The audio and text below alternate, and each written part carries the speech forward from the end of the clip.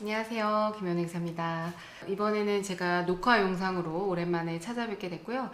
오늘은 2021년도 최근에 있었던 국가공무원 9급 공채 시험과 관련해서 기출문제 해설 강의를 제가 유튜브로 준비를 하게 되었습니다. 사실 이제 시험 있고 나서 바로 이제 문제풀이를 진행을 하려고 했었는데 그때 당시에 제가 이제 학원에서 촬영을 하려고 했었는데 조금 이제 학원 강의실 여건이 좀 마련이 되지 않아가지고 제가 이렇게 불가피하게 영상으로 이렇게 찍게 되었습니다. 그래서 조금 늦어진 점을 양해를 부탁드릴게요. 이렇게 수험 강의를 시작한 지는 얼마 안 되긴 하는데 학생분들이 또 이렇게 연락을 간간히 주셔서 회계사님 기출문제집 보고 문제 풀었는데 너무 잘 풀으셨다고 해주셔가지고 너무 좀 뿌듯하고 행복했습니다. 이번 2021년도 국가공무원 9급 시험은요, 제가 이제 커버를 했던 기출문제집에서 무조건 출제가 됐어요. 전부 다 제가 기출문제에서 다뤘던 내용들이 전부 출제가 되었기 때문에 그것도 굉장히 뿌듯한 부분이고, 제가 늘 말씀드리는 거 있잖아요. 기출문제만 정확하게 여러분들이 풀어내셔도 사실상 시험 문제를 푸는 거는 어렵지 않다 늘 말씀을 드렸는데, 그게 이제 실제대로 뭐 난이도 있는 문제들이 출제가 되지 않았고 우리가 이제 생각했던 범위 내에서 출제가 돼서 참 저도 굉장히 뿌듯하고 그렇습니다. 기출문제 풀이 진행할 거고요. 여러분들이 국가의 녹을 먹는 그날까지 함께할 김혜연의 기사입니다. 강의를 시작하겠습니다.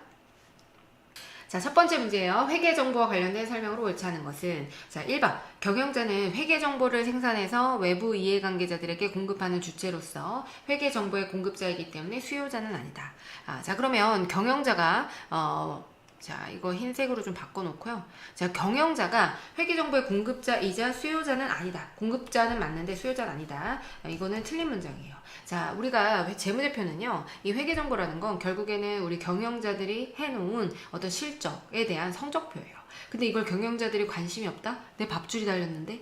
말이 안 된다는 것이죠. 끊임없이 보고 독촉하고 예쁘게 만들고 장난 아닙니다. 그렇기 때문에 경영자분들은 항상 관심을 갖고 있어요. 그렇기 때문에 공급자이기도 하지만 재무제표 작성 책임은 누구에게 있으니까?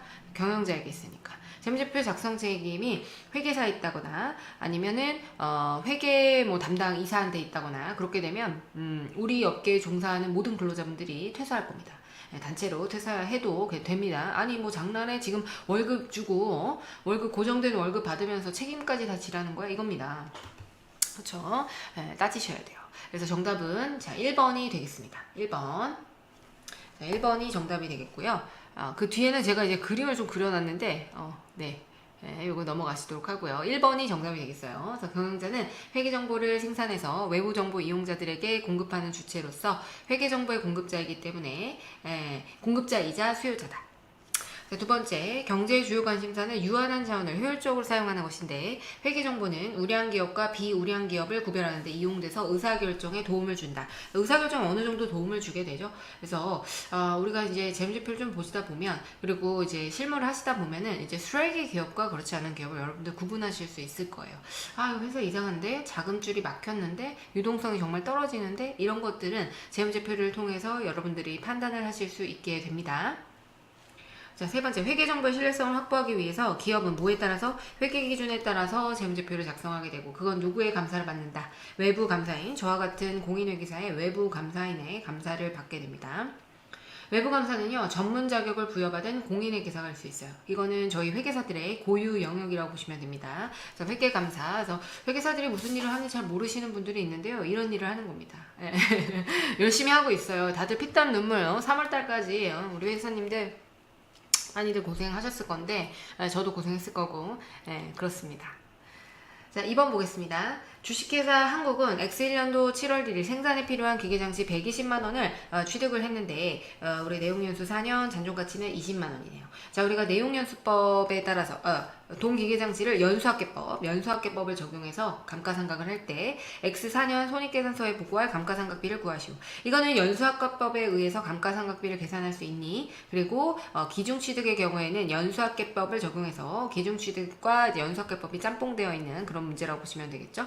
원가모형 적용하고 손상차손 없고 감가상각은 월할 계산에 의한다. 가장 복잡한 유형이 출제가 됐어요. 우리가 연수합계법의 경우에는 이제 기중취득의 경우에는 각각의 그 내용연수, 그러니까 매년 상각률이 달라지기 때문에 그걸 다 따라가셔야 되거든요.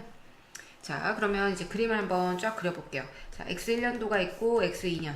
그 다음에 X3년, X4년도가 있는데, 자, 이때 우리가 7월 1일 기준으로 해서 우리가 최초 취득을 하게 된 겁니다. X2년이 너무 기네요. 제가 마음이 X2년도에 갔나봐요. 자, X2년도, X3년도, X4년도가 되는데, 우리가 구해야 되는 거는 X4년도의 감가상각비입니다. 그러면 우리가 일단은 내용 연수는 4 더하기 3 더하기 2 더하기 1분의, 자, 4죠. 그러면 10분의 4가 됩니다. 10분의 4, 10분의 4가 되고, 다음 연도 상각률은 10분의 3, 10분의 2, 그 다음에 10분의 1이 되는데, 우리가 구하고자 하는 건 X4년도의 감가상각비를 구하라고 했기 때문에, 자, 일단은 감가상각 대상 금액을 설정해야 돼요. 자, 지금 기계장치 취득원가 120만원, 잔존가치 20만원입니다. 그러면 우리가 감가상각 대상 금액은 120만원에서 20만원을 이제 차감한 금액을 가지고 감가상각을 하게 되고, 10분의 4 곱하기 10분의 2죠. 10분의 2 곱하기 6개월은 10분의 2라고 하는 상각률이 적용이 되고요. 그 다음에 나머지 6개월에 대해서는 10분의 1이라고 하는 상각률이 결정이 되는 것이죠. 그래서 우리가 2분의 1 더하기 12분의 6 하셔도 돼요. 12분의 6 하셔도 되고, 그 다음에 10분의 1 곱하기 12분의 6을 하게 되면 우리가 계산을 푸실 수 있겠습니다. 그렇게 되면 정답은 15만원이 되겠어요. 네, 그래서 계산 문제. 계산이 문제죠. 뭐 사실 우리 다 알잖아요. 그쵸? 계산을 얼마나 더 스피디하게 또 정확하게 하느냐. 이게 또 관건이었다. 이번 시험은 좀 난이도가 쉬웠죠.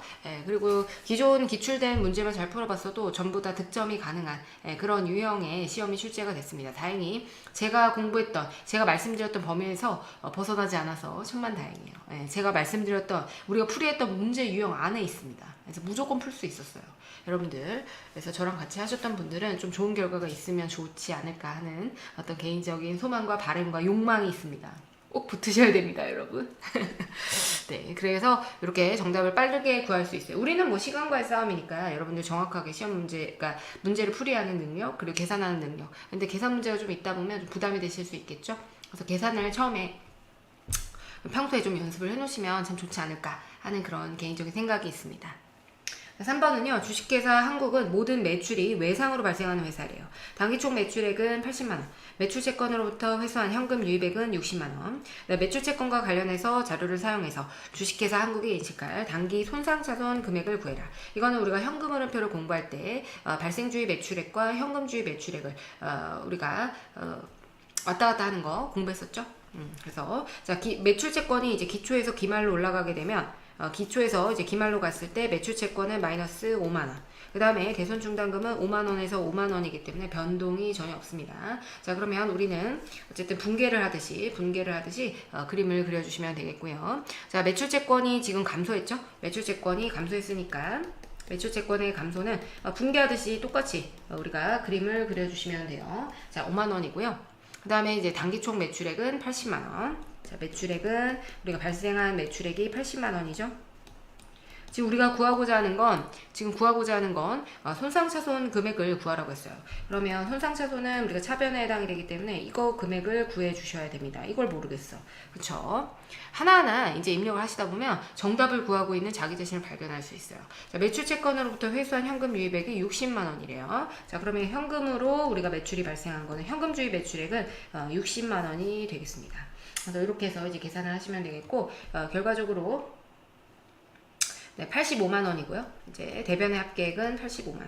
그러면 얘는 항상 우리 차변과 대변은 언제나 일치해야 되겠죠. 85만원에 해당이 되기 때문에 손상차손 금액은 25만원이 되겠다. 이렇게 정답을 구하시면 되겠습니다.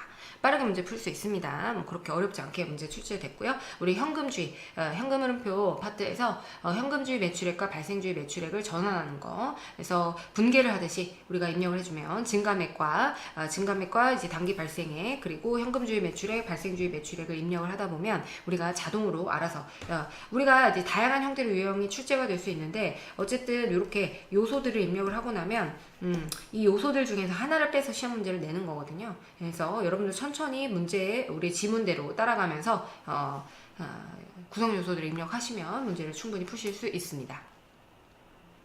자, 문제 3번은 그래서 정답은요. 우리 25만원 나왔죠. 25만원. 그래서 정답은 보니까 1번이 정답이 되겠다. 그렇게 이제 보시면 되겠고요. 자, 4번 보겠습니다. 삼각후 원가 측정 금융부채로 이제 분류하는 사채에 대한 회계 처리로 회계 처리에 대한 설명으로 옳지 않은 것은. 자, 그래서 삼각후 원가 측정 금융부채로서 사채에 대한 회계 처리가 나왔습니다. 제가 늘 말씀드렸듯이 금융부채에서 시험 문제가 나오면 사채에서 나온다.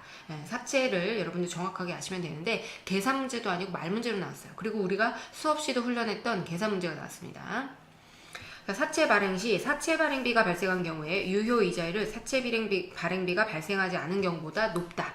자, 우리가 사채의 발행 금액은요 항상 뭐죠? 미래 현금 흐름의 현재 가치예요. 미래에 어떤 현금 흐름이 발생을 한다고 하면 이 미래 현금 흐름의 현재 가치가 바로 사채 발행 가액으로 결정이 되죠. 근데 우리가 이때 미래 현금을 뭐로 할인해요? 네, 시장 이자율로 할인을 하게 되죠. 시장 이자율로 할인한 현재 가치로 발행가액을 결정하게 되는데 이때 우리가 발행과 관련해서 우리가 수수료가 발생을 하게 돼요. 그러면 그 금액을 차감한 후의 금액이 어쨌든 우리에게 실질적으로 들어오는 금액에 해당이 되고요. 이거를 이제 순 발행가액 또는 이제 실질적으로 발행된 금액에 해당이 되는 것이죠. 그래서 미래 현금 흐름과 그다음에 이 순 발행가액을 일치시켜주는 이자율이 유효 이자율이 되고요. 그래서 사실은 뭐 이 수수료만 없다면 시장 이자율과 유효 이자율은 같을 수가 있는데 사채 발행 시 사채 발행비가 발생하면 유효 이자율은 지금 미래 현금 흐름을 어쨌든 우리가 할인하는 거잖아요. 할인을 하게 되면 이자율이 밑에 있게 되는 것이죠. 자, 얘가 전체적인 금액이 낮아지려면 이자율 금액은 높아져야 됩니다. 그렇기 때문에 우리가 사채 발행비가 발생하게 되면 유효 이자율이 사채 발행비가 발생하지 않은 경우보다 높게 되겠죠. 이거는 맞는 문장. 그다음 사채 액면 이자율이 시장 이자율보다 낮아요. 그러면 시장에서 12% 주는데 우리는 10%밖에 안 준다는 거야. 투자자들이 와요, 안 와요? 안 오죠. 그러니까 싸게 싼 마이로 사채를 우리가 판매를 하게 됩니다. 사채를 할인 발행하게 된다. 네. 사채를 할증 발행한 경우에 더 많은 금액을 액면가액보다 더 높게 받은 거죠. 그때 사채 장부가액은 시간이 흐를수록 감소한다. 우리의 사채 발행가액은 항상 어디를 향해 달려가나요? 액면가액을 향해서 달려가게 됩니다. 액면가액을 향해서 달려가기 때문에 할증 발행의 경우에는 액면가액보다 높다라는 것이잖아요. 결국에는 우리 장부금액은 유효이자율법을 통해서 우리가 조금씩 상각이 돼서 액면가액으로 수렴하게 되고 사채 장부가액은 시간이 흐를수록 감소하게 된다. 맞는 문장. 사채 할인 발행과 할증 발행의 경우에는 사채 발행 상각액이 모두 점차 감소한다. 아니죠. 모두 증가하게 됩니다. 이거는 우리가 수도 없이 공부했는데 우리가 사채 할인 발행과 할증 발행의 경우에는 사채 발행 차금 상각액이 모두 증가해요. 왜냐하면 우리가 그러니까 이자 금액은 우리 사채 발행 차금 상각액이라는 건 이자 비용과 그 다음에 표시 이자 요 두 금액의 차이에 해당되고 이자 비용이라는 거는 우리가 장부금액에 사채 장부금액의 유효 이자율을 곱한 금액으로 계산이 되잖아요. 네, 그렇기 때문에 우리가 할인 발행인 케이스의 경우에는 제가 우리 교재에도 항상 그려놨는데 할인 발행의 케이스는 우리가 사채 장부금액이 증가함에 따라서 이자 비용도 계속해서 증가하게 되죠. 비례해서. 왜냐하면 장부금액에 우리가 이자율을 곱한 금액이 바로 이자 비용으로 계산이 되기 때문에 사채의 장부금액이 증가해서 할인 발행의 경우에는 발행가액이 액면가액을 향해 달려가기 때문에 우리가 장부금액이 증가해서 우리 이자 비용도 같이 증가해요. 자, 근데 표시이자는 항상 일정하게 된다라는 것이죠. 자, 그렇게 되면 사채 발행 상각액은 요 두 개의 차이, 이자 비용과 표시이자의 차이에 해당되는데 할인 발행의 경우에는 어쨌든 요 금액이 같이 증가할 수밖에 없는 겁니다. 근데 할증 발행은 표시이자가 이렇게 계상이 되어 있는 표시이자가 더 높죠. 표시이자가 더 높죠. 액면이자 표시이자가 더 높고 할증 발행의 경우에는 우리가 장부가액이 감소해요. 장부가액이 감소해. 근데 표시이자보다 우리가 유효이자율가 더 적게 되는 것이죠. 그래서 이렇게 할증 발행을 하는 경우에는 이런 식으로 우리가 장부가액에 따라서 이자 비용이 감소하기 때문에 요 차액에 해당되는 표시이자와 이자 비용의 차액에 해당되는 요 금액 사채 발행 차금 상각액 요 금액은 언제나 증가한다. 그래서 결론적으로 할인 발행을 하든 할증 발행을 하든 사채 발행 차금 상각액은 언제나 증가한다. 이렇게 말씀을 드렸습니다. 그래서 정답은 4번이 정답이 되겠어요. 옳지 않은 것은. 자, 그다음 5번 볼게요. 이거는 이제 우리 유형자산의 유형별 취득과 관련해서 문제가 출제가 됐습니다. 그래서 토지의 취득원가의 가산 항목과 그렇지 않은 경우, 특히 토지를 일괄 매입하는 경우 있잖아요. 예, 그 경우에는 우리 토지 위에 토지만 사고 싶어. 난 저 땅이 마음에 들어. 하지만 그 토지만 살 수 없어요. 우리는 그 위에 있는 건물도 보통 같이 매매를 하게 되는데, 이렇게 되면 이 토지와 건물에 대한 일괄 구입 대가를 어디에 원가로 볼 것이냐. 전부 이제 토지의 취득원가에 가산을 한다. 이렇게 이제 공부를 했었죠. 근데 사용 중이던 건물을 철거한 경우, 항상 비교로 나오죠. 사용 중이던 건물을 철거한 경우에는 그 건물의 장부가액은 유형자산 처분 손실로 계산하고 관련된 철거 비용도 단기 비용 처리한다. 근데 이거는 지금 토지를 새로 구입한 후에, 자, 주식회사 한국은 X1년도 초에 토지를 새로 구입하고 토지 위에 새로운 사옥을 건설하기로 했다. 근데 위에 건물이 있었겠죠? 토지 취득 후에 토지 위에 있는 창고 건물을 철거했대요. 그러면 이거는 일괄로 구입하고 토지 위에 있는 창고 건물과 토지를 일괄로 구입한 다음에 그 다음에 공사를 시작한 거잖아요. 그렇기 때문에 토지 위에 있던 이 창고 건물과 창고 건물에 대한 철거 비용 모두 토지의 취득 원가에 가산을 하는 겁니다. 난 그 땅이 마음에 들어서 결국에는 그 땅을 사기 위해서 어쨌든 같이 구매를 한 거기 때문에 철거도 우리 토지를 취득하기 위해서 토지를 그러니까 고르게 만들게 하기 위한 그 상태로 만들기 위해서 우리가 투입된 원가에 해당되기 때문에 어쨌든 전부 다 토지 취득 원가에 가산한다. 토지의 취득 후 바로 공사를 시작했고요. 토지의 취득 및 신축 공사와 관련된 지출 내역은 다음과 같고, X1년 12월 31일 현재 사옥의 신축 공사가 계속 진행 중이라면 건설 중인 자산으로 계상할 금액이 얼마냐, 이렇게 나왔네요. 그러니까 토지의 취득 원가 말고 위에 올라가는 건물 있잖아요. 신축하는 그 건물에 대한 취득 원가로 계상되어야 할 금액은 무엇이냐, 이렇게 출제가 됐습니다. 자, 일단은 토지의 구입가격. 토지의 구입가격은 뭐죠? 얘는 토지가 되겠고, 부대비용도, 토지 구입에 소요된 부대비용도 토지. 그 다음에 그 위에 있는 창고의 철거 비용도. 결국에는 얘는 토지의 취득원가에 가산을 하게 되는 것이죠. 자, 그러면 새로운 사옥의 건설비는요? 설계비. 설계비는 그 건물 위에, 어쨌든 건물을 취득하기 위해서 들어가는, 제가 지금 좀 쌓아있는데 이제 녹화가 안 되는 줄 알고 확인을 했습니다. 자, 이 새로운 사옥의 설계비는 우리 토지 위에 올라가는 그 사옥에 대한 취득 원가에 해당되기 때문에 얘는 건물에 포함이 되고요. 기초공사를 위한 땅 부착 비용도 건물에 포함이 됩니다. 자, 건설자재에 대한 구입 비용, 그 다음에 건설자재 구입과 관련해서 차입금에서 발생한 이자, 이것도 당연히 건물의 취득 원가에 가산을 해줘야 되겠죠. 그리고 건설 근로자에 대한 인건비. 그러니까 나중에 이제 공사를 하게 되면 공사 원가에 들어가는 것들은 전부 다 이 건물의 취득 원가에 가산을 하시게 되면 되겠습니다. 그래서 요거 위에 있는 세 개 제외하고 2,000원, 2,500원, 6,500원, 그죠? 6,500원. 제가 아시다시피 6,650원, 그리고 1,700원 더하면 8,350원이 되겠어요. 아시다시피 제가 계산에 굉장히 약해요. 네. 그래서 정답은 2번이 되겠습니다. 이 계산기로 제가 계산을 하던 세월이 몇 년입니까, 여러분? 네, 그래서 계산을 좀 잘 못해도 다른 건 잘하잖아요. 네, 그러니까 좀 봐주세요. 자, 그러면 뒤에 6번 넘어갈게요. 자, 주식회사 한국은 유형자산에 대해서 재평가 모형, 유형자산은 원가 모형과 재평가 모형이 있는데 재평가 모형을 사용하고 있고요. 토지 형태가 나왔어요. 사실 건물의 재평가 모형이 나오면 좀 어려울 수 있는데 토지의 재평가 모형은 뭐 쉽잖아요, 그죠? 자, X1년도 초에 100만원에 취득을 했고 재평가 결과 토지의 공정가치는 90만원, X2년도에는 토지의 공정가치가 105만원인 경우에 우리가 X2년도 말에 당기손익에 포함될 자산, 재평가 이익과 자본 항목에 표시될 재평가 잉여금을 구해라. 자, 그러면 토지의 경우에는 토지의 취득원가가 감가상각이 되지 않기 때문에 일단은 토지의 취득을 우리가 100만원에 취득을 한 것이죠. 그리고 나서 X1년도 말과 그 다음 X2년도 말이 있는데요. X1년도 말에는 얼마에? 90만원. 공정가치가 90만원이네요. 자, 우리가 재평가 모형의 경우에는 취득원가를 기준으로 위에 오는 건 재무상태표에 우리가 재평가 잉여금으로 처리하고 밑에 오는 건 우리가 손익계산서 계정으로 회계 처리한다. 그렇게 말씀을 드렸습니다. 자, 그러면 일단은 손실이 났죠? 10만원에 해당하는 손실이 발생했고 이거는 우리가 손익계산서 계정으로 회계 처리하게 됩니다. 그죠? 자산 재평가 손실로 회계 처리하게 돼요. 그리고 자, X2년도 말에 보니까 얼마가 됐어요? 105만원이 됐죠? 그래서 X2년도 말에는 이제 다시 기적같은 일이 일어나요. 항상 우리 회계는 이렇게 기적같은 일이 절대 현실에선 벌어지지 않는 기적같은 일이 일어납니다.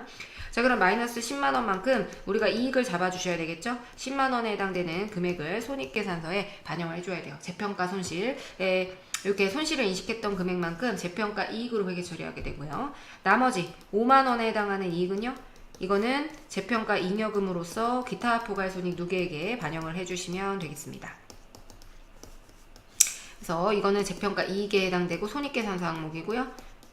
위에는 재평가 잉여금에 해당돼서 재무상태표 계정의 자본 항목에 반영을 하시면 되겠어요. 그래서 우리 자산의 재평가는요, 우리 회계 보수주의와 연관이 되어 있죠. 사실은 뭐 떨어지든 올라가든 이거를 당기손익에 반영하면 우리가 올라가는 것도 당기손익에 반영하는 것이 원칙이잖아요. 근데 우리 회계는 어쨌든 자산에 대해서 과대 계상하는 것을 굉장히 극도로 꺼리기 때문에 손실에 대해서는 당장 잡아버리고 우리가 이득이 발생하는 거는 좀 지켜보겠다. 확실하냐? 이거 맞아? 이렇게 되는 거예요. 그래서 회계가 굉장히 깐깐하신 그런 깐깐하신 분이에요. 회계가 아주 깐깐해요. 보수적이고. 그래서 회계사들이 되게 보수적입니다. 저도 보수적이고요. 웬만하면은 막 되게 의심하고 이게 병이에요. 직업병이에요. 막 되게 의심하고 막 뭐 하면은 저게 맞을까? 막 이러면서 되게 의심하는 병이 생겼어요.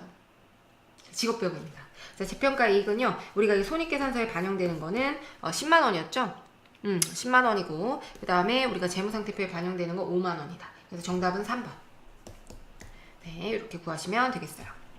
그 다음에 7번 보겠습니다. 다음에 분계장 기록 내역 중에서 시산표 작성을 통해서 우리가 항상 자동으로 발견되는 오류를 고르래요. 그래서 자동으로 발견되려면 우리가 뭐가 발생해야 되죠? 대차잔액이 발생해야 돼요. 그러니까 차변과 대변의 합계액이 불일치하게 되면 우리가 그것을 시산표상에서 발라낼 수 있는, 시산표상에서 잡아낼 수 있는 오류에 해당이 된다. 그렇게 이제 공부를 한 적이 있습니다. 자, 지금 기계장치를 80만원에 처분하고요. 현금 80만원, 그리고 기계장치 8만원으로 분개했네요. 이건 지금 누가 봐도 우리가 대차잔액이 안 맞기 때문에 시산표에서 발견을 당장 해낼 수 있습니다. 근데 두 번째, 건물을 60만원에 처분하고 현금 60만원, 토지 60만원.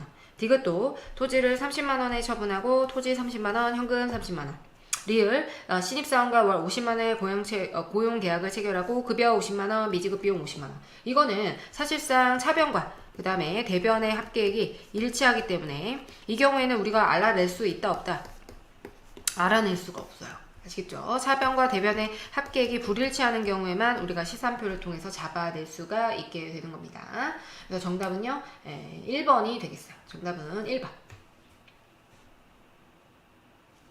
네, 그렇게 보시고요. 그 다음에 이제 문제 8번 보겠습니다. 자, 한국의 수정 후 시선표상 자산, 부채, 수익, 비용, 자본금 금액이 다음과 같을 때 기초 잉여금이 얼마냐. 자, 여러분 이런 문제가 주어지게 되면은 시선표에서 뭐 자산, 부채, 수익, 비용, 자본금 이렇게 어쨌든 계정 과목별로 이제 배분을 하기보다는 차변과 대변을 우리가 차변 항목, 대변 항목. 그러니까 자산과 그 다음에 비용의 경우에는 차변 항목이잖아요. 그리고 부채, 수익, 자본금의 경우에는 우리가 대변 항목이기 때문에 차변과 대변만 우리가 기재를 하고 나면 대차잔액이 우리가 구하고자 하는 계정 과목이나 금액이 우리가 산출이 될 수가 있는 겁니다. 자, 그러면 우리가 매출액이 12만 원이죠. 그래서 이렇게 크게 그리시고요. 자, 매출액이 12만 원. 자, 그 다음에 매출 원가 보겠습니다. 매출 그죠? 그 다음에 현금이 13만 원이죠.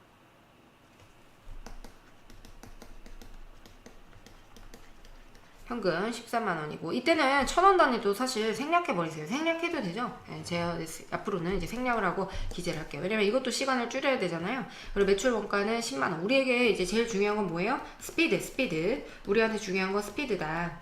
그래서 10만원이고 그죠? 그리고 재고자산의 경우에는 20만원. 재고자산 20만원. 그 다음에 급여는 5만원, 매입채무 17만원. 급여 5만원이고요.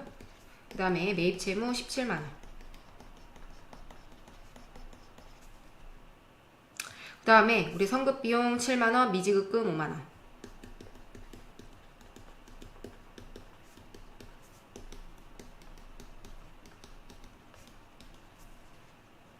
그 다음에 미지급비용 8만원. 미수수익 5만원.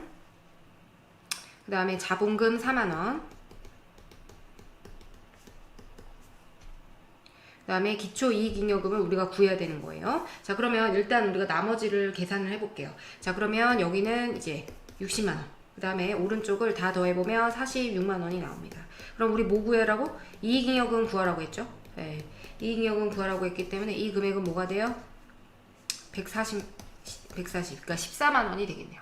이런 식으로 문제를 푸시면 돼요. 합계잔액 시산표, 시산표 문제는요, 어쨌든 우리가 뭐만 구분하면 된다? 네, 차변과 대변만 구분해서 입력을 하다 보면 항상 어딘가에 비어요. 네, 대차잔액. 뭐 하나 빼고 주니까, 우리한테 그거 구하라고 하는 거니까. 그래서 이런 것들은 계산만 좀 정확하게 여러분들이 하실 수 있으면 득점이 가능하죠. 요 합계 시산표 문제는 항상 출제가 되고 있는 것들. 최근에 좀 많이 출제가 되고 있으니까, 요 시산표는 여러분들이 차변과 대변 항목만 구분해서 이제 금액들을 채워넣고, 항목 하나만 빼서 줄 거니까, 그렇게 하시면 되겠다. 자, 8번 문제 풀어보도록 하겠습니다. 8번 문제. 이거 풀었네요. 3번, 13번, 14만 원이 됩니다. 지금 시간이 여러분 12시예요. 제가 이미 지금 강의 한번 하고 저녁에 와서 지금 하고 있습니다. 이게 또 오류가 나가지고 아까 PPT 하는데 오류가 나서 애먹었어요. 근데 지금 잘 돼가지고 기분이 좋네요. 자, 주식회사 한국의 재고자산과 관련한 자료가 다음과 같을 때 홍수로 소실된 상품의 추정 원가를 구해라. 이렇게 되어 있네요. 자, 기초상품 재고액이 25만 원이고 홍수가 우리가 발생해서 지금 남아있는 게 15만 원이래요. 모두 소실이 됐대. 15만 원만 남고 모두 소실이 되었대요. 정말 슬픈 일이에요. 자, X년 7월 31일까지 단기 상품의 매입액은 130만 원. 7월 31일까지 단기 매출액은 120만 원. 자, 그럼 매출 총이익률은 20%. 자, 우리가 여기서는 상품이네요. 상품에 대해서 우리는 이제 T 계정을 바로 그리실 수 있어야 돼요. 자, 그러면 기초 상품 재고액에 해당하는 금액은 이제 25만 원이었고 25만 원. 그다음에 단기에 매입을 해왔겠죠? 상품이니까 단기에 매입을 해왔을 겁니다. 자, 그러면 단기에 매입한 금액이 130만 원이에요. 130만 원. 매입액이 130만 원. 그 다음에 7월 31일까지 단기 상품 매입액이 그렇고 우리가 이제 상품은 이제 판매된 것과 그 다음에 판매되지 않은 것 두 가지가 있잖아요. 근데 우리가 이제 어쨌든 기말 제품에 기말 상품에 남아 있어야 되는 그 금액을 구해야 되는데 이제 매출 원가를 구해줘야 되겠죠. 그걸 뭐로 줬어요? 단기 매출액과 매출 총이익을 줬어요. 그냥 쉽게 주질 않고. 자, 그러면 우리 매출 총이익률이 20%면 매출 원가율은 80%입니다. 그러면 매출액이 120만 원일 때 이 80%에 해당하는 금액이 우리가 계산해야 될 매출 원가에 해당이 되겠죠. 자, 그렇게 되면 이제 96만 원. 그죠? 120만 원에 80% 하게 되면 96만 원을 계산할 수 있어요. 그래서 96만 원에 해당하는 금액이 매출 원가가 됩니다. 네, 그렇게 되고 우리가 기말 제품 그럼 상품은 기말 상품은 지금 얼마가 남아 있어야 돼요? 59만 원이 남아 있어야 됩니다. 그래서 1,550원, 155만 원이죠. 어쨌든 59만 원이 남아 있어야 되는데 지금 보니까 얼마가 남아 있었어요?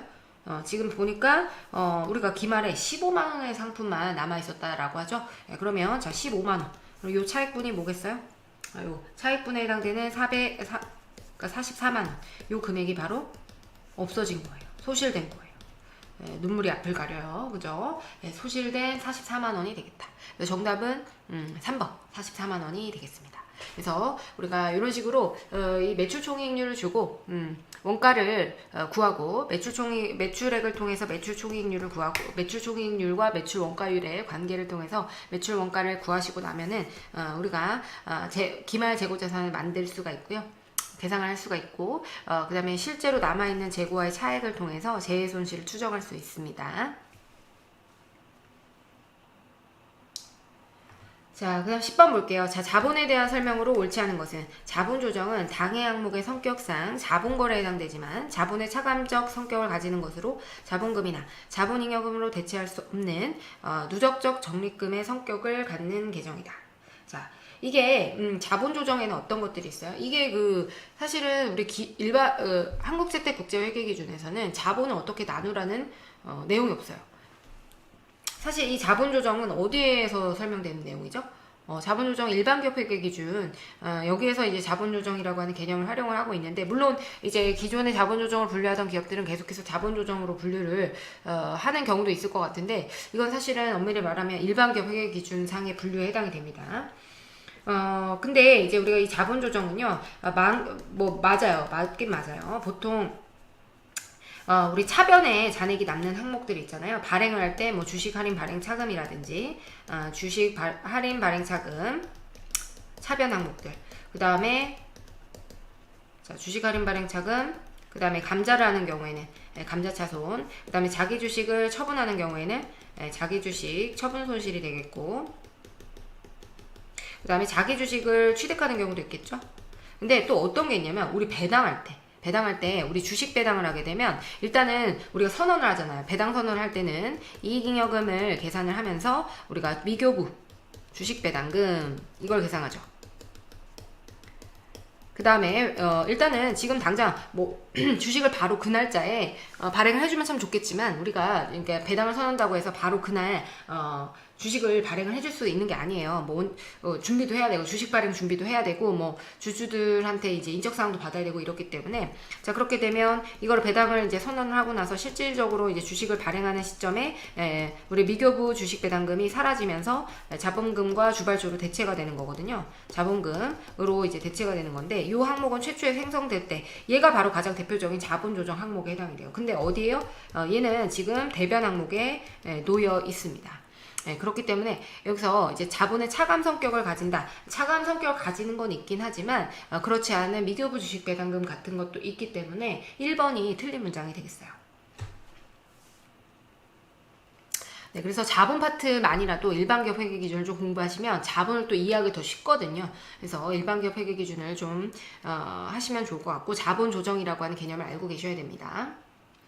자, 상환우선주는 이제 보유자가 우리가 그래서 그 일반기업 회계기준상의 분류를 보시게 되면 차변 항목에 남게 되면 주로 이거를 우리는 자본 조정으로 회계 처리하게 되고요. 자본 거래 결과로 우리가 대변의 잔액이 남게 되면 이거를 자본 잉여금으로 회계 처리를 그러니까 자본 잉여금으로 분류를 하게 됩니다. 아시겠죠? 요거 좀 구분해 두시고. 상환우선주는 보유자가 발행자에게 상환을 청구할 수 있는 그런 권리를 보유하고 있는 경우에 이거는 자본으로 분류하지 않는다. 맞습니다. 부채로 분류하게 됩니다. 그 다음에 자본잉여금은 납입된 자본 중에서 액면 금액을 초과하는 금액 또는 주주와의 자본거래에서 발생하는 잉여금을 처리하는 계정이에요. 대변에 오는 항목들을 처리하는 계정에 해당이 된다. 그 다음에 기타 포괄손익 누계액 중 일부는 단기손익으로 재분류 조정 과정을 거치지 않고 직접 이익잉여금으로 대체할 수 있다. 가장 대표적인 게 뭐가 있죠?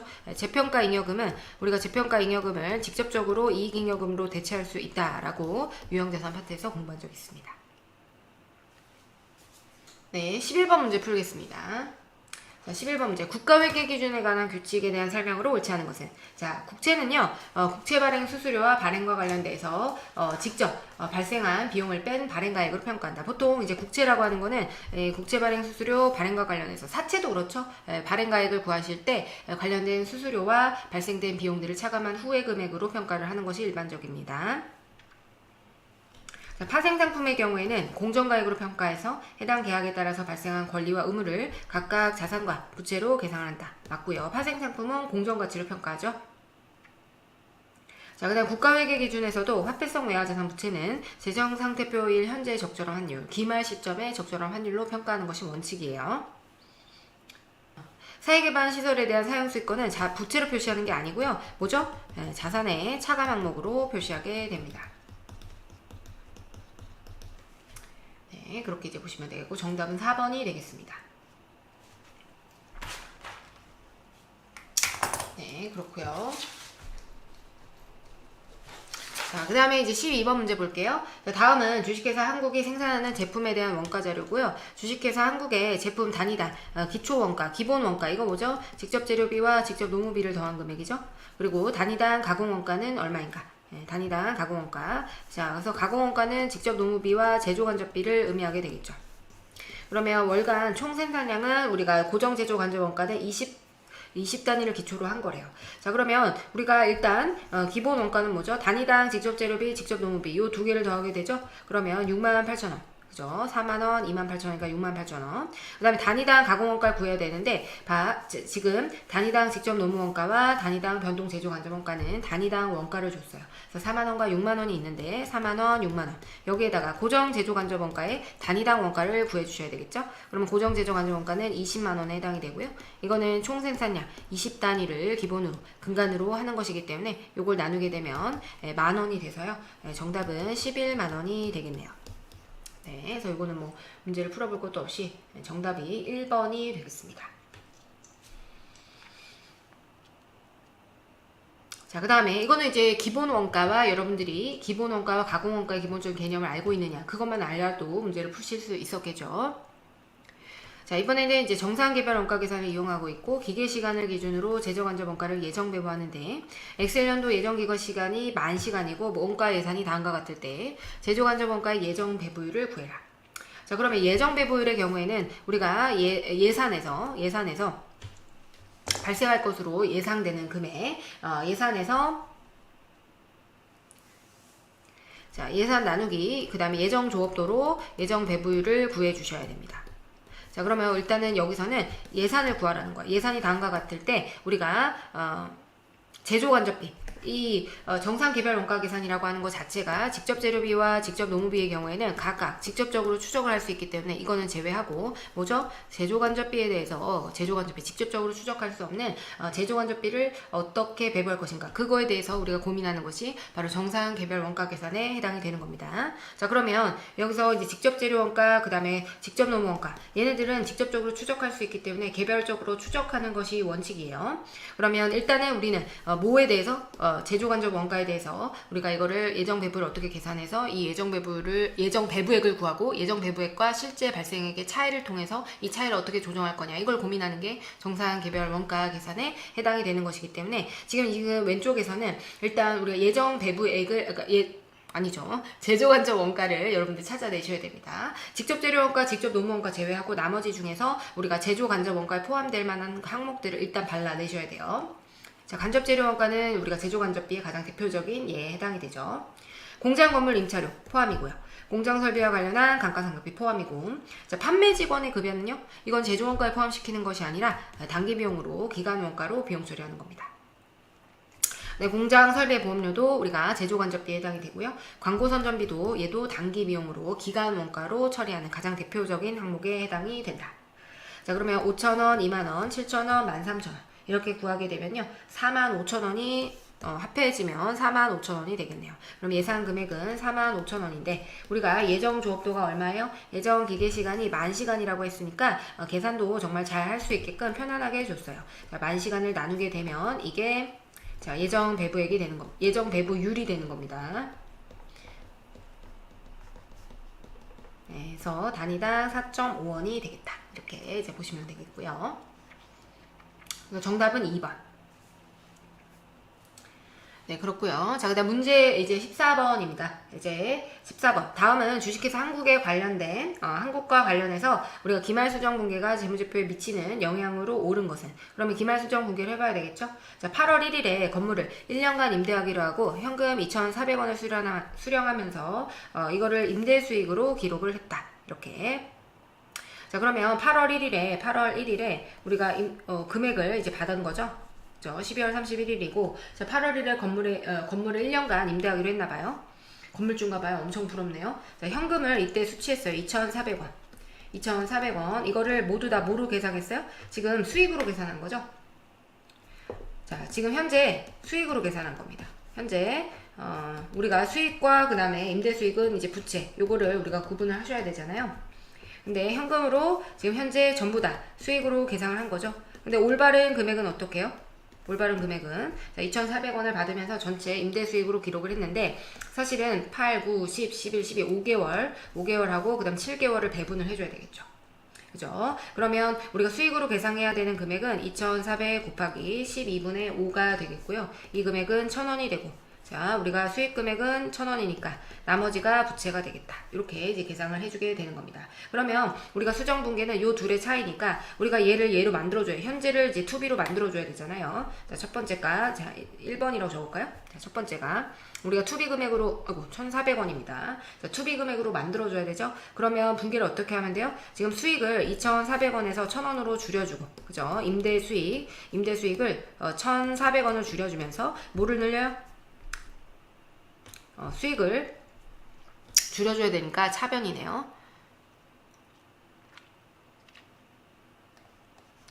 자, 여기 자, 수익을 줄여줘야 돼요. 얼마만큼? 1,400원만큼 줄여주면서 네, 그 다음에 선수 수익을 선수 임대료를 계산을 하셔야 되겠죠. 임대료. 자, 그 다음 두 번째 볼게요. 자, 두 번째는 우리가 10월 1일에 거래처에 현금 10,000원을 대여하고 1년 후에 원금과 이자를 같이 회수하기로 했대요. 자, 그러면 우리는 아무것도 현금을 대여하고 언제 대금을 받아요? 얘는 두 번째 케이스는 우리가 지금 현금을 10,000원을 10월 1일에 대여를 하고 언제 받기로 했어요? 다음 연도가 1년 후에. 자, 12월 31일이고요. 1년 후에 요 시점에 현금을 수령하게 되는 거예요. 그래서 보통 12월 31일자에는 이 사실을 우리가 까먹고 있는 것이죠. 그러면 여기 기간에 해당되는, 요때 한꺼번에 현금을 받긴 하지만, 이자 수익을 받긴 하지만, 요 기간에 해당되는 이자 수익은 이때 발생한 게 맞기 때문에 발생주에 따라서 이자 수익을 인식을 해줘야 되는 겁니다. 자, 그럼 10,000원이면요. 자, 10,000원. 여기에다가 이제 4%에 해당되고요. 12분의 3에 해당되는 4분의 1이죠. 네. 이렇게 해서 이제 계산을 하시면 100원이 되겠습니다. 100원. 자, 그러면 우리가 미수 수익을 계산을 하시면서, 그 다음에 100원을 계산하고, 그 다음에 수익을 계산하시면 되겠어요. 자, 그 다음에 세 번째, 11월 1일 보험료 2년분이래요. 보험료 2년분이니까 몇 개월치? 24개월치인데 11월에 시작을 했으면 11월, 12월 2개월이잖아요. 그러면 2,400원 현금 지급하고 보험료로 회계 처리했대요. 얘도 지금 현재 어떻게 하고 있는지 봐야 돼요. 현재, 자, 3번. 현재에서 이제 투비로 만들어줘야 되는데, 그죠? 지금 현재 상태에서 보험료로 전부 다 회계 처리했대요. 그러면 자, 비용과 그 다음에 자산. 비용 아니면 자산이죠? 그러면 이거를 전부 다 보험료로 2,400원 비용 처리를 했기 때문에 지금 어떻게 해야 돼요? 원래는 우리가 200원만 비용 처리가 되고 나머지가 2,200원에 해당하는 금액은 자산으로 계상이 되었어야 하는 것이죠. 자, 그러면 얘는 비용을 2,200원을 줄여주고 얘는 2,200원을 가산을 하시면 되겠어요. 그러면 선급 보험료 자산을 2,200원 늘려주시고요. 그 다음에 비용, 보험료에 해당하는 금액을 2,200원을 줄여주시면 되겠습니다. 자, 그럼 문제 풀어볼게요. 자산이 얼마만큼 증가한다? 2,100원만큼 증가한다. 지금 보시면 자산은 미수 수익하고요. 선급보험료 요거 두 개 더하면 2,300원이 증가하기 때문에 얘는 틀린 문장. 그 다음 비용이 200원만큼 증가한다. 지금 비용 어디 있죠? 2,200원만큼 비용이 감소하게 되잖아요. 2,200원만큼. 그래서 2,200원만큼 감소하게 되고. 자, 그 다음 수익 볼게요. 수익은 얼마만큼 증가해요? 100원이 증가하기도 하지만 이 1,400원이 감소하기 때문에 결과적으로는 어떻게 돼? 1,300원이 감소하는 그런 효과가 있고요. 자, 그 다음 단기순이익은요? 단기순이익은 요 수익과 우리 단기순이익은 어쨌든 대변에 오면 증가하고 차변에 오면 감소하게 되잖아요. 색깔을 좀 바꿔볼까요? 자, 그러면 우리가 단기손익을 구하라고 하면 우리가 수익과 비용을 고려를 해주시면 되겠습니다. 이렇게 이제 고려를 하시면 되고 1,400원이 마이너스가 되기 때문에 2,300원에서 1,400원을 빼게 되면 여기 대변의 잔액 900원이 남게 되겠네요. 그럼 정답은 900원만큼 증가한다. 4번이 되겠어요. 이거는 천천히 이제 문제 풀어보시면 되는데 얼마나 더 빠르게 문제를 푸느냐 그게 관건이 되겠습니다. 자, 15번 볼게요. 한국채택 국제회계기준의 특징과 관련된 설명 중에서 옳지 않은 것을 고르래요. 자, 연결재무제표를 주재무제표로 작성을 하죠. 한국채택 국제회계기준은요, 연결재무제표가 주재무제표에 해당이 됩니다. 그래서 주재무제표로 작성을 함으로써 개별 기업의 재무제표가 보여주는 경제적 실질을 더 잘 보여줄 수 있을 것으로 기대된다. 그러니까 어쨌든 이제 우리 글로벌해지는 그런 환경 속에서는 사실은 그 연결 기업들을 다 연결을 해서 경제적 실체를 하나로 봐가지고 우리 재무제표를 보는 게 더욱더 목적 적합한 정보를 제공한다라는 겁니다. 주식회사 등의 외부 감사에 관한 법률을 적용하는 모든 기업이 한국채택 국제회계기준을 회계기준으로 삼아서 재무제표를 작성해야 된다. 자, 우리가 외부 감사를 받는 기준은요. 외부 감사를 받는 기준은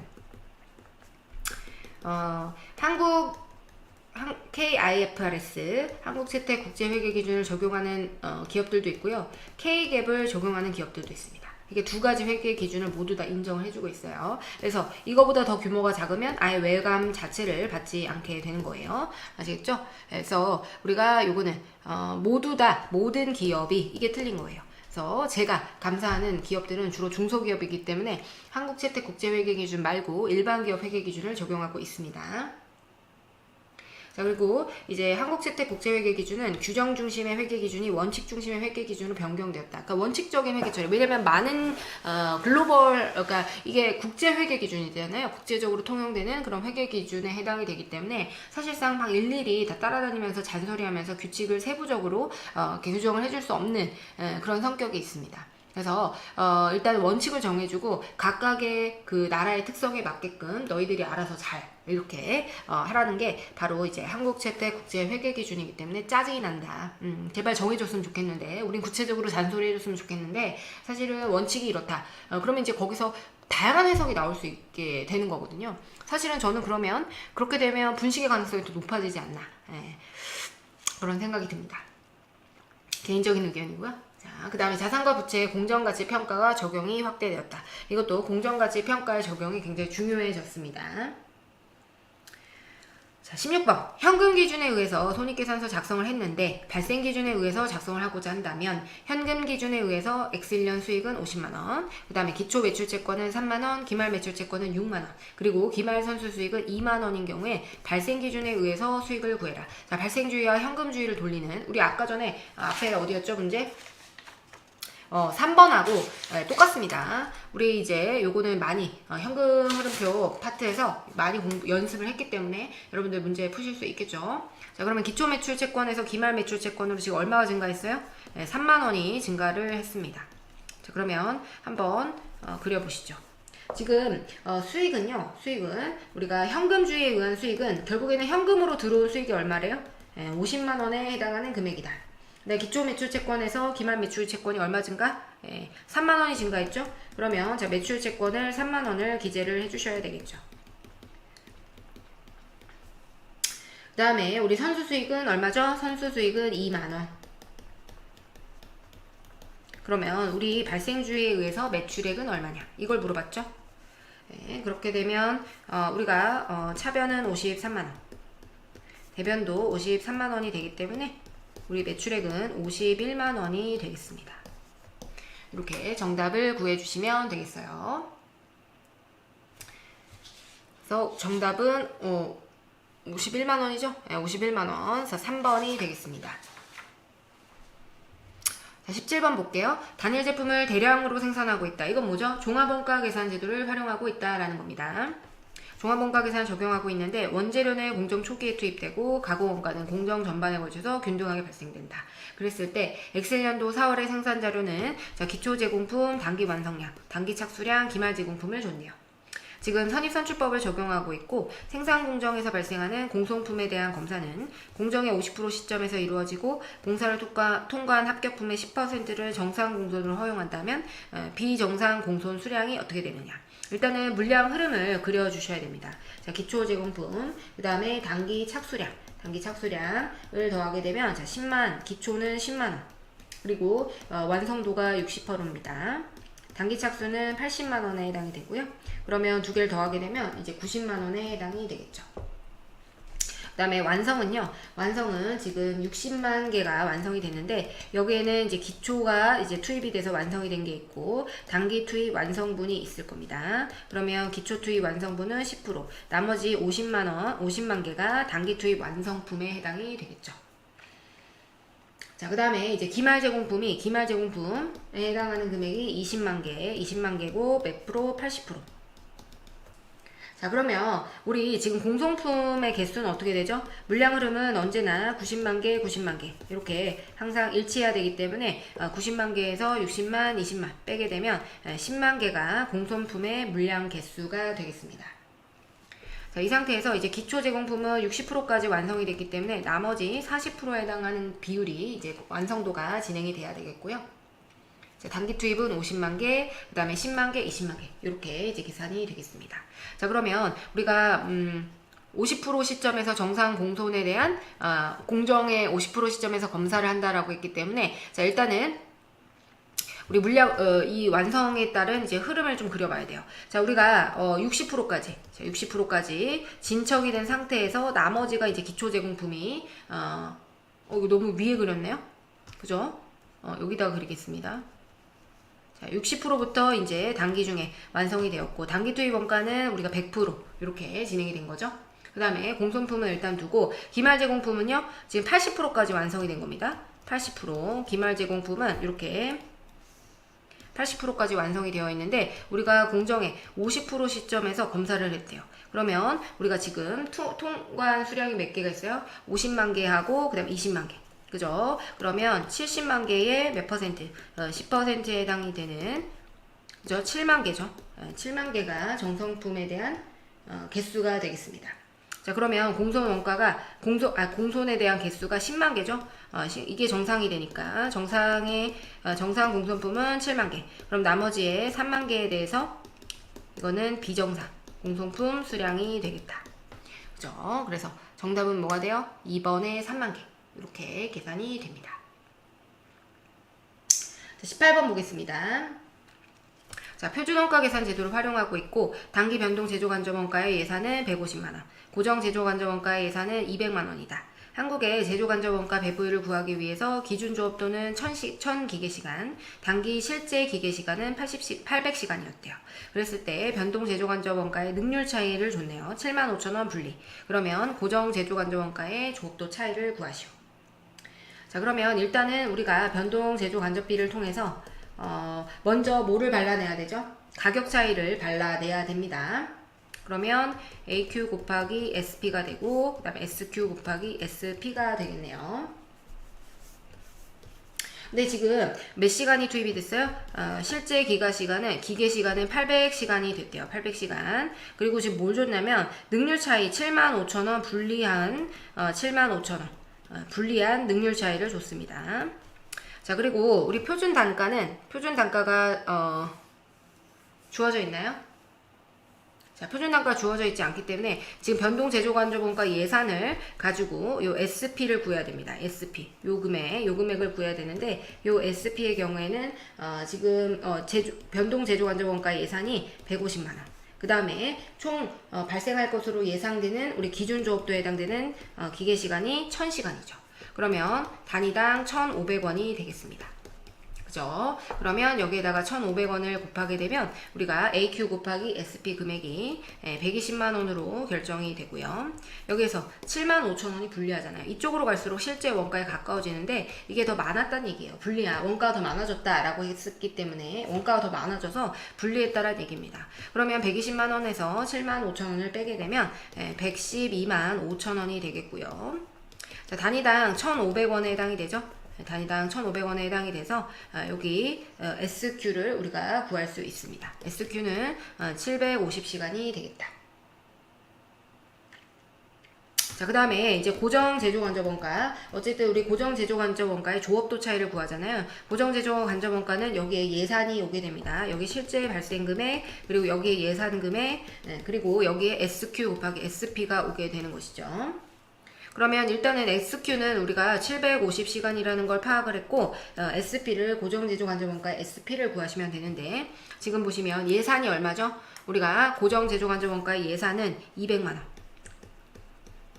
200만원이 되고요. 요 이제 SP를 구해야 되는데요. 우리가 고정제조간접원가에 여기는 변동이었고 고정제조간접원가에 우리가 예산을 구하게 되면 SP를 구하게 되면 이 표준 배부율이라고 하죠. 그죠? SP를 구하게 되면 200만원 나누기 1000기계시간이 돼서 단위당 2,000원을 계산을 해주시면 되겠다. 여기다가 2,000원을 곱한 금액으로 계산을 하시면 되겠어요. 그러면 750 곱하기 2,000원이 되니까 150만원이 되겠고 이것과의 이것의 차이는 얼마? 50만원에 해당이 되는 것이죠. 그래서 50만원이 지금 더 많죠? 그렇기 때문에 불리해요. 이쪽으로 갈수록 우리는 실제 원가 발생액으로 해당이 되고 왼쪽으로 갈수록 우리가 왼쪽으로 바꿔줘야 돼요. 금액을 궁극적으로. 그래서 원가 많이 발생하게 되면 불리하게 됩니다. 그래서 불리한 차이가 되겠어요. 그 다음에 지방자치단체 회계기준 보도록 하겠습니다. 자, 지방자치단체 회계기준에 관한 규칙의 자산 및 부채 평가에 대한 설명으로 옳은 것을 구하래요. 자, 일반 유형자산, 주민편의시설은 당해자산의 건설원가나 매입가액을 취득원가로 평가함을 원칙으로 한다. 취득원가에 부대비용을 가산한 금액을 원칙으로 하게 됩니다. 자, 그 다음에 우리 무형자산은요, 정률법에 따라서 당해자산을 사용할 수 있는 시점부터 합리적인 기간 동안 상각한다. 우리가 정률법이 아니고요, 정액법에 해당이 되는 것이죠. 무형자산도 웬만하면 정액법에 해당이 되겠죠. 사회기반 시설 중에서 유지보수를 통해서 현상이 유지되는 도로, 도시철도, 그 다음에 하천 부속시설 등은 감가상각 대상에서 제외를 할 수 있습니다. 그래서 감가상각 제외, 예외의 규정에 포함이 되어 있다. 퇴직급여 충당부채는 회계연도 말 현재 공무원연금법을 적용받는 지방공무원을 제외한 사람들이죠. 퇴직급여 충당부채. 그러니까 공무원분들은 공무원연금 받는 거 아니냐. 그래서 그 연금을 못 받으시는 분들이 계시다고요. 그래서 그런 경우에는 그 제외한 무기계약 근로자 등이 일시에 퇴직할 경우 지자체가 지급해야 될 퇴직금에 상당하는 금액을 퇴직급여 충당부채로 계상하게 된다. 그러니까 우리가 퇴직급여 충당부채로 지자체 회계기준에서 계상하는 금액은 연금법에 따라서 연금을 못 받으시는 분들을 위해서 계상한 금액이기 때문에 4번이 맞는 지문에 해당이 되겠습니다. 20번 볼게요. 자, 주식회사 한국의 X1년도 매출액은 300만원, 기초재고자산은 10만원, 그 다음에 X1년도 말 유동부채는 10만원, 유동비율 400%, 당좌비율 100%, 또 재고자산 평균 처리기간이 36일이라면 매출 총이익을 구해라. 이렇게 이제 문제가 출제가 됐습니다. 저는 개인적으로 이게 제일 어려운 문제가 아닐까 하는 생각이 들어요. 이게 이제 응용도 좀 잘 해야 되고 해서, 그죠? 응용도 잘 해야 되고 해서, 이제 저는 좀 어려운 것 같아요. 자, 한번 차근차근 구해볼게요. 일단은 유동비율이 400%잖아요. 유동비율은 어떻게 되죠? 유동자산 나누기 유동부채로 계상이 됩니다. 유동자산 나누기 유동부채. 이게 몇 프로? 400%에 해당이 되는데, 자, 유동부채가 지금 얼마예요? 유동부채 금액이 10만원입니다. 그러면 유동자산은요? 유동자산은 4배니까 유동자산은 40만원. 그 다음에 그 밑에 이제 당좌 비율이 100%래요. 당좌 비율이 100%면, 자, 당좌 자산 나누기 유동부채가, 지금 유동부채죠? 유동부채. 유동부채에 해당하는 금액이 10만원이 되겠습니다. 이게 100%니까 결국에는 당좌 자산도 얼마가 되죠? 당좌 자산도 동일하게 10만원이 되겠어요. 자, 그러면 우리가 유동자산이라는 건 당좌자산과 그 다음에 재고자산의 합계액에 해당이 되기 때문에, 그죠? 재고자산의 합계액이 되기 때문에 재고자산 얼마가 된다? 30만원이 되겠습니다. 그죠? 그렇게 되고, 우리가 이제 평균 재고자산을 구해줘야 되겠죠? 지금 재고자산을 보시게 되면 우리가 1년을 360일로 계산하게 되고, 재고자산에 대한 평균 처리 기간이 36일이라면 매출 총익을 구하라고 했어요. 그러면 우리가 매출 총익을 구하려면 일단은 이거 있잖아요. 매출 원가 나누기 재고자산에 대한 회전율. 자, 재고자산 회전율은 매출 원가 나누기 평균 재고자산. 이게 재고자산에 대한 회전율이잖아요. 회전율. 근데 지금 우리가 재고자산 평균 처리 기간이 36일이라면, 그러면 360일 나누기 36을 하게 되면 10일이 되겠죠? 10일. 여기 10회전이죠. 10회전. 네, 10회전이 됩니다. 이게 재고자산 회전율이 되는 거예요. 이 재고자산 회전율은 어떻게 계산된다? 매출원가 나누기 평균 재고자산이 되는 것이고, 자, 우리가 평균 재고자산 한번 구해볼까요? 지금 평균 기초 재고자산은 어떻게 됐어요? 기초 재고자산이 10만원이죠. 그러면 평균 재고자산을 구해보면요.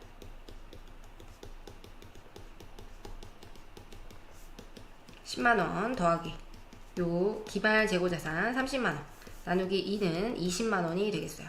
평균 재고자산은 지금 20만원이 되겠고, 자, 매출 원가 나누기 이 평균 재고자산에 해당되는 20만원이 몇 회전? 이게 재고자산 회전율이 되는데 이게 10회전이 되죠.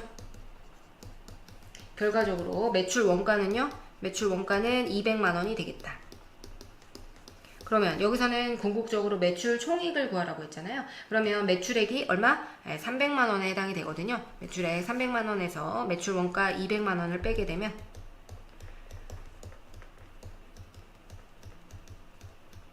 100만원이 됩니다. 이렇게 해서 매출 총익을 구하셔야 돼요. 그래서 정답은 3번. 그렇게 해서 20번 요 유동 비율까지 이렇게 문제를 풀어봤습니다. 유동 비율에서 어쨌든 우리는 이 유동 비율과 당좌 비율 그리고 재고자산 평균 처리 기간을 통해서 우리가 재고자산 회전율을 구하고 매출액과 매출 원가, 매출 총이익의 관계 이걸 알아서 캐치해서 매출 원가를 구해야 되고 매출 원가를 구하는데 재고자산에 우리가 기초 재고자산을 줬고 기말 재고자산을 구해서 결국에는 그 평균치로 뭔가를 활용을 하라는 건데 평균 재고자산이 들어가는 개념이 뭐지? 매출액과 평균 재고자산을 통해서 회전율을 구하라는 거구나. 그걸로 우리가 매출 원가를 계산하고 매출액에서 매출 원가 빼서 매출 총이익을 계산하라는 거구나. 이런 의식의 흐름이 이어지셔야 됩니다. 사실 그렇게 되려면 유동 비율은 조금 많이 연습을 하셔야 돼요. 유동 비율은 계산 문제 이게 비율을 어쨌든 우리가 암기만 하면 되잖아요. 기본적으로 나오는 그런 비율들이 다 정해져 있기 때문에 우리가 비율들은 암기를 하고 그거를 응용하는 능력은 문제를 좀 많이 풀어 보셔야 됩니다. 그래서 요 20번까지 이제 문제를 풀어 봤습니다. 그래서 이렇게 해서 이제 마치도록 할 건데요. 어쨌든 이제 좀 좋은 결과들이 있으셨으면 좋겠어요. 회계학은 좀 쉬웠다는 이제 평이 많아요. 네, 그래서 학생분들이 어쨌든 우리 이제 필수 과목으로 지정되기 전에 뭔가 이 회계학에 입문하시는데 좀 부담이 덜 하셨으면 좋겠어요. 이 시험이 조금 난이도가 좀 쉬워서 그렇게 생각을 하셨으면 좋겠는데 어떻게 될지 모르겠네요. 환영받지 못하는 과목이라 수험생분들이 많이들 어려워하시는 과목이라서 어려움은 이해가 됩니다. 네, 그렇고요. 어쨌든 저도 이제 공단계에서 강의를 하고 있는데 공단계에서는 아마 이제 새로운 강의는 8월 정도에 촬영을 할 예정이거든요. 그래서 건강한 모습으로 제가 또 열심히 강의도 또 촬영할 거니까요. 우리 세무직 공무원 혹은 뭐 관세직 공무원을 준비하시는 분들의 경우에는 좀 더 지치시더라도 화이팅 하셔서 끝까지 완주하시고 합격의 그 열매를 맺으셨으면 좋겠습니다. 지금까지 김희원 회계사였습니다. 감사합니다.